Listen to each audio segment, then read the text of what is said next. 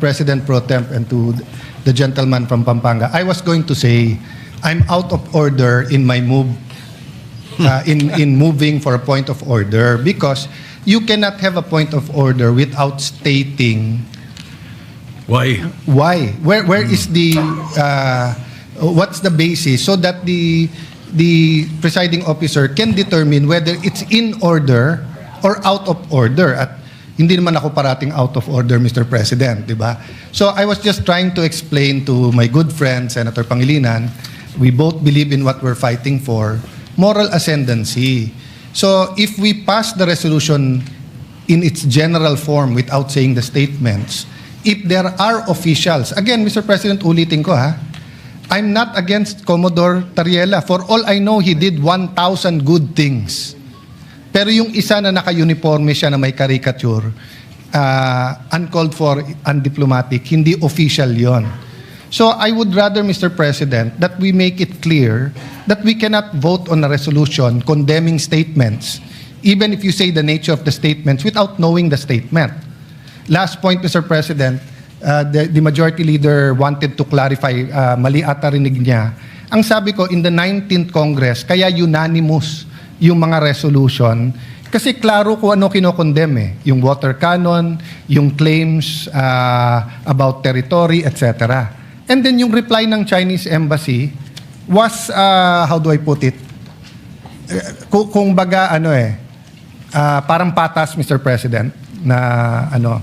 Pero dito kasi, Mr. President, simple lang po, no? Kung si President Bongbong kinarikature ng general ng China, pababalikin ko talaga yung ambassador natin pag hindi siya umangal. And pag sinabi nilang official yon, magbabago relationship natin. Pag sinabing unofficial, ibang usapan. So I understand the gentleman from Pampanga, he's talking about the statements of Senator Risa himself and the Chinese embassy. Mr. President, we're preparing for LEDAC tomorrow. We're preparing for the Blue Ribbon Report. I will support Senator Pangilinan's agricultural EDCOM style of agriculture. So we cannot take judicial notice, Mr. President. Even in the court, the gentleman from Pampanga said take judicial notice. What that means in court is that hindi mo nasusundin yung...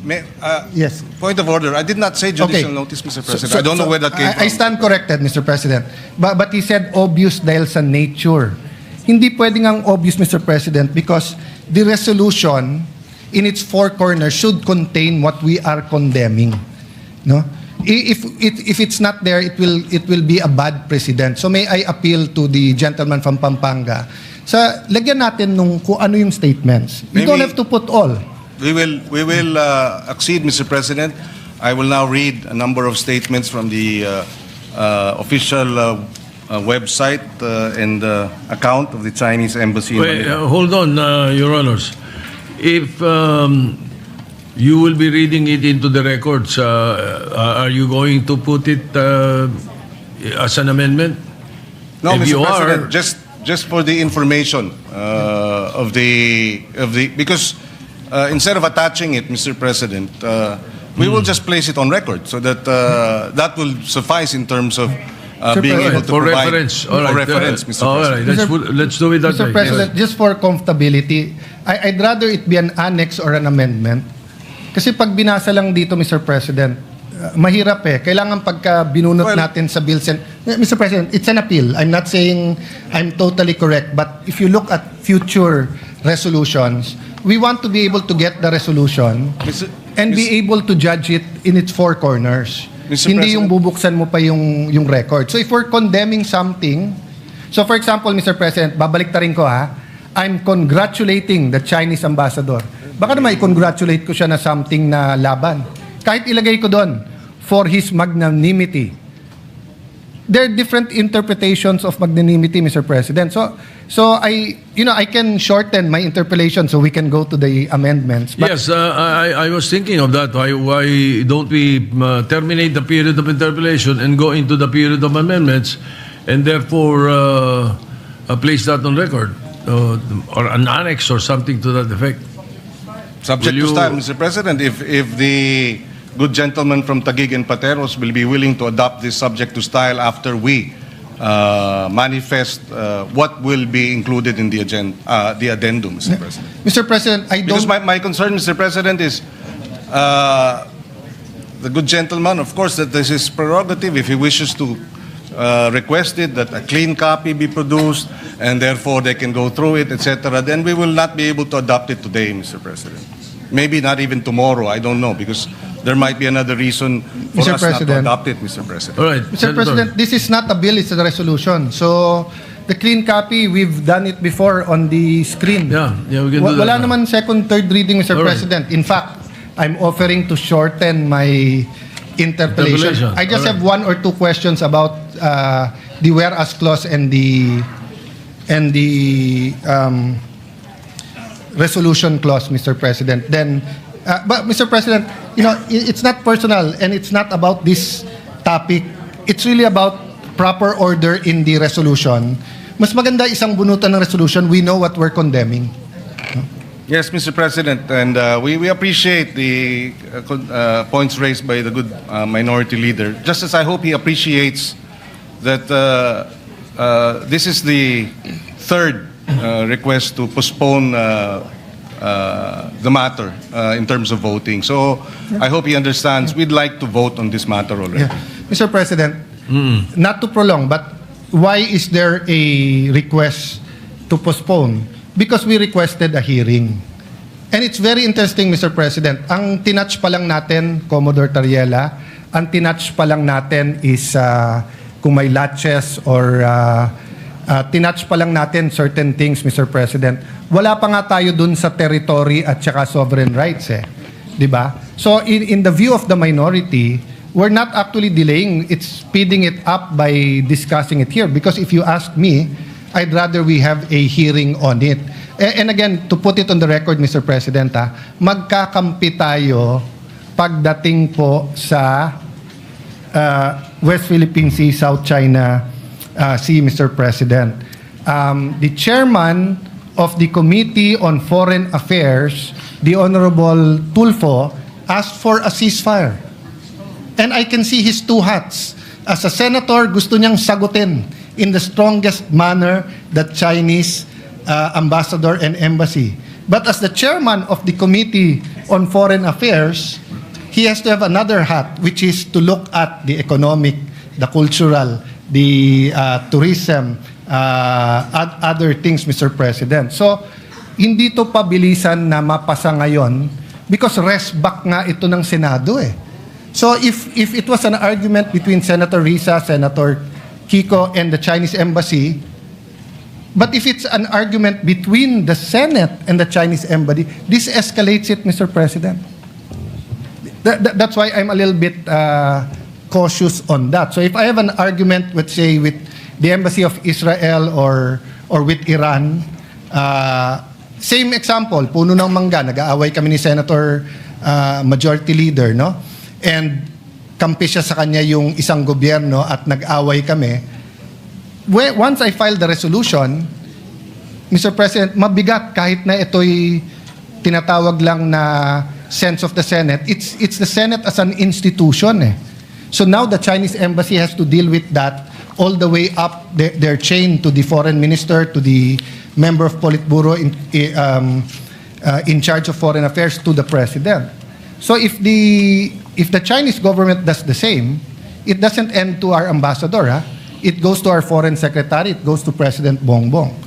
So that's the reality there, Mr. President. But I don't intend to delay this I intend to exhaust the discussion, Mr. President. Yes, Mr. President, we understand the point raised by the good minority leader, except that, like I said, this has been postponed upon the request of this good senator 3 times already. So that's why I hope he understands when I am appealing to him that hindi natin minamadali ito. Kung minadali natin ito, dapat hindi 3 postponement na pumayag tayo. In good faith, Mr. President. Mr. President, iba lang definition namin minamadali kasi kung may hearing to, mas tatagal pero malalim ang discussion natin. Having said that, I understand where the senator is coming from dahil siya po ang may kasagutan. No? Thank you, Mr. Can I President. go to the point of the whereas clause that talks about the official duties and functions, no? So is it the official duty of Commodore Tariela to come out with a caricature against the Chinese president? Mr. May we know what whereas clause you're pertaining to? What number in the first page? The second one, Mr. President, the Philippine officials, including members, Senate, House, and other government, made pronouncements on matters affecting national security, maritime interest in the lawful performance of their official duties and functions. Alright. So, Mr. President, I've monitored yung kay SND, sa DND. I agree with some iba may question, kulang ko sa info. So, hindi ko na tinanong yon. And when SND speaks, he's the alter ego of the President. But when Commodore Tariela speaks, I want to know, is that for the task force? Is that for DFA? Is that for the Office of the President? Or is that for the Coast Guard? Because, Mr. President, official duties and functions, yun precisely ang tanong parate sa Department of Ministries of Foreign Affairs, kung official o hindi. And usually we answer. So eto bang mga caricatures na to ay kay Commodore Tariela lang? Or eto ba ay official policy natin? Yes, Mr. President, my understanding is the statement issued and the caricature that was presented was undertaken during a Track 2 event in St. Benilde. Track 2 would be a informal academic discussion, Mr. President. So, in that sense, Mr. President, we see no reason why that should have been avoided, Mr. No, President. Mr. It's an President. informal academic discussion, Mr. President. Sir President, when you're a general, Commodore, wearing your uniform, hindi po track 2 or 1.5 yon. Tatanungin ka talaga ng embassy. So kung meron general sa China na pumunta sa Harvard University or sa University of Tokyo or kahit anong university sa China at may caricature ni President Bongbong, hindi pwedeng ang sagot track 2 yon. Ang tanong, was that official or not? Diba? So sumagot na si Commodore Tariela, I will follow the President. The President has exercised patience and decorum despite standing up for the territory of our country. It's very important that we make it clear here. So if my staff, who is a member of the Senate, goes to a track 2, tapos may caricature siya ng kahit sino sa mga senador dito, papagalitan ko siya at sasabihin ko, subject ka ng Ethics Committee. Lalo kung naka-uniform siya at nakalagay Senate of the Philippines or Office of Senator Alan. I cannot answer you na this is democracy, Mr. President. Kasi may rules tayo eh. And they're representing the Senate. Now, if on their off time, they attend the rally for pro or anti-divorce, for example, no? Siguro pwede nating sabihin yan ay hindi official ng Senate, pwede. Pero pag nagsalita siya sa stand, tapos meron siyang caricature nung lahat ng senador na anti o pro-divorce, tapos naka-office of Alan Peter Cayetano, subject siya sa Ethics Committee natin, Mr. President. Hindi mo pwedeng sabihin track 2 yon, no? So we Well, can apart from that, Mr. President, if I may add, after that statement was released, Malacanang issued a statement, and Malacanang did not reject, did not castigate, did not rebuke Commodore Tariela. So I will take it as that, Mr. President, na nagsalita ng Malacanang about the issue, and there was no condemnation or rebuke by Malacanang of the statement of Commodore Tariela. So I will take it as that, Mr. President. It is not, it is official, and Malacanang tacitly, impliedly, did not reject it, Mr. President. So we take it as official. Sir President, And if the good senator disagrees with it, as China disagrees with it, then that's he's free to do so, Mr. President. But Malacanang has spoken, and the Commodore Tariela, Malacanang has the president has supervision and control over, members of the Coast Guard, including Commodore Tariela. If he found it objectionable, then maybe the course of action is for Malacanang, the Office of the President, to file the necessary administrative cases. Wala naman eh. Ang nagrereklamo yung China. Sir President, Walang reklamo ang Office of the President o ang Coast Guard, Mr. President. Ang China ang nagrereklamo. Sir President, may I respond? Go ahead. Yeah. Mr. President, the Filipino people ayaw ng bastos. Pwede tayo mag-disagree, pero follow the proper order and decorum. And being a former Secretary of Foreign Affairs, ang trabaho ng DFA, hindi nga zero-sum game. Magkakampi tayo, walang question pagdating sa territory sovereignty. Nagkakaiba tayo ng approach, pero sana magkaisa tayo na pag mali ang ginawa ng isang empleyado, ay mali. Kasi nga maraming nanonood sa atin ngayon. So kung bukas maraming lalabas na meme, democracy yon.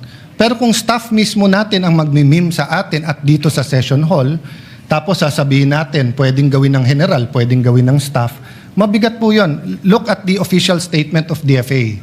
At the same time, while the Philippine values debate on our difference in national position, the department recognizes the need for sober, professional, and respectful exchanges in the public sphere. Such is not contradictory to national interest. Siyempre po, Mr. President, hindi pwedeng pangunahan ng DFA ang presidente. Alter ego lang yun, dinatanggal yun. Exactly. Pero hindi exactly, Mr. President. Nanginginig ngayon, nagkri-cringe ang mga taga-DFA kung sasabihin natin track 2 yan o track 1.5 at nagkri-cringe sila pag sinabing ang general ay pwedeng mag-caricature ng leader or flag ng ibang bansa. Because we are part of the United Nations. We are part of the civilized society.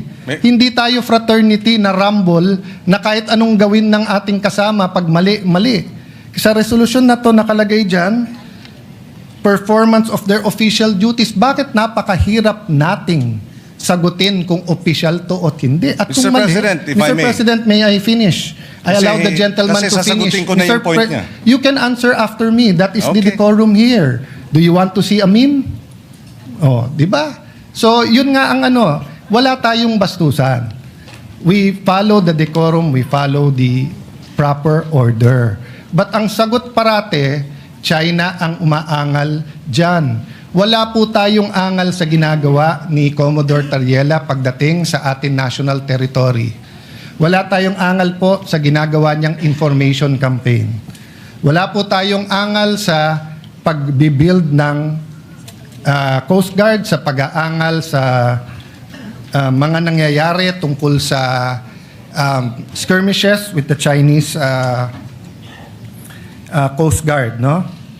Mr. President, sa Philippine News Agency, January 29, when asked about the President's stance on the West Philippine Sea issue, Yuse Claire Castro said, BBM wants the government to remain firm but in a diplomatic manner.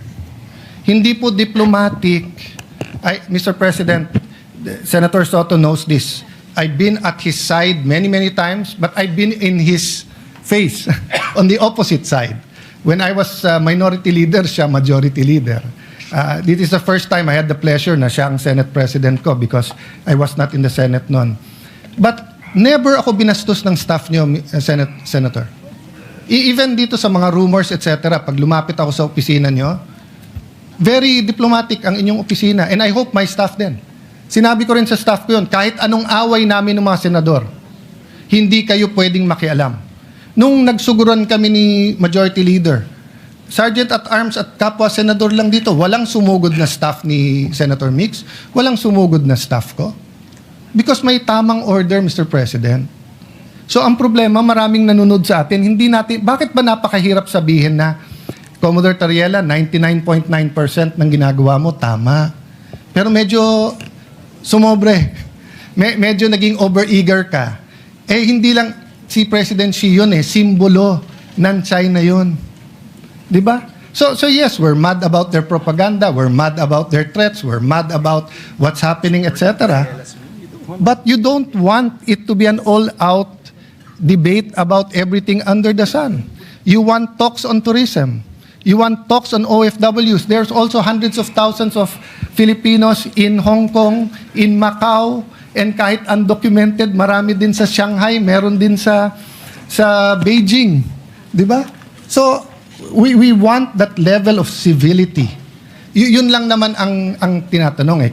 Can the Senate not condemn those who are to be condemned because mali kung paano kausapin, ituring, ipaglaban ang stand sa mga senador natin? Pero yung isa nating empleyado o kapwa-empleyado na Commodore sa Coast Guard, hindi ba natin pwedeng sabihin, Sir, we respect you, pero wag kang pupunta sa university na ka-uniforme, tapos ganyan ang presentation mo. Un-Filipino yun, medyo masama ang dating. Mr. Yun lang naman issue doon, Yes, Mr. President. Just to place it on record, para klaro din sa mga nakikinig, walang banggit ni Commodore Tariela sa resolution. Wala. So, hindi ito tungkol kay Tariela. Kasi kung kay Tariela lang po tayo, medyo nalilihis dun sa mas malawig na usapin ng resolusyon. So walang pangalan ni Tariela, Commodore Tariela rito. Number one. Having said that, tinanong ang Malacanang at tungkol nga sa mga bitiw na salita ng mga opisyal. And I quote, when pressed whether the President stands by the statement of Philippine officials on the West Philippine issue, Castro said yes. So whatever our agencies are doing to fight for the interests of our country, that's what the President wants. And that's also what he has ordered. So if the President found Commodore Tariela's statement as unpalatable or unacceptable, then he should have said so. He did not. So having said that, again, I will reiterate, if he was wrong, then Malacanang should have castigated him and reprimanded him. Malacanang, in fact, supported the statements of the officials, official statements. So I think we should support Malacanang's position, and we should support this resolution, Mr. President.